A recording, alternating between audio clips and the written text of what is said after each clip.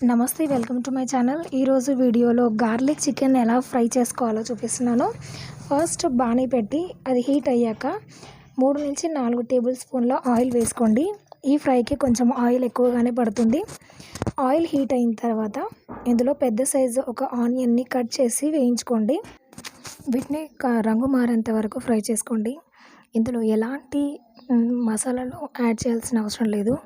Garlic ఫ్లేవర్తో chicken చాలా టేస్ట్గా ఉంటుంది. ఇది కొంచెం రంగు మారిన తర్వాత ఫ్రెష్గా రుబ్బుకున్న అల్లం వెల్లుల్లి పేస్ట్ వేసి కూడా పచ్చివాసన పోయేంత వరకు ఫ్రై చేసుకోండి. అలాగే నేను కొంచెం కరివేపాకు కూడా యాడ్ చేశాను. ఇది కాస్త వేగిన తర్వాత కొద్దిగా పసుపు యాడ్ చేసుకొని నీట్గా క్లీన్ చేసి పెట్టుకున్న చికెన్ని కూడా వేసుకోండి.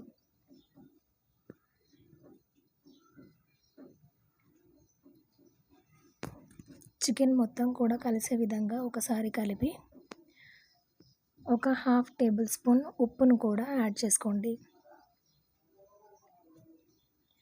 ఉప్పును యాడ్ చేసిన తర్వాత కలిపి ఒక 5-10 నిమిషాల వరకు సిమ్లో మూత పెట్టి మగ్గించండి. ఇలాగా వాటర్ మొత్తం బయటికి వచ్చిన తర్వాత ఇవన్నీ ఆవిరైపోయేంత వరకు ఫ్రై చేసుకోండి.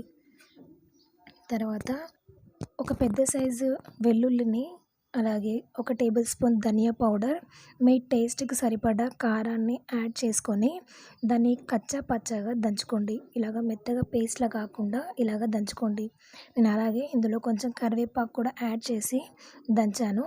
ఇప్పుడు దీన్ని చికెన్లో వేసి బాగా కలుపుకోవాలి.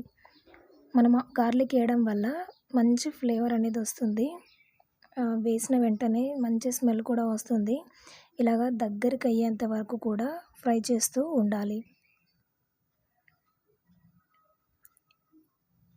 ఈ వీడియో కనుక మీకు నచ్చినట్టయితే లైక్ చేయండి, షేర్ చేయండి, సబ్స్క్రైబ్ అవ్వండి. Thanks for watching.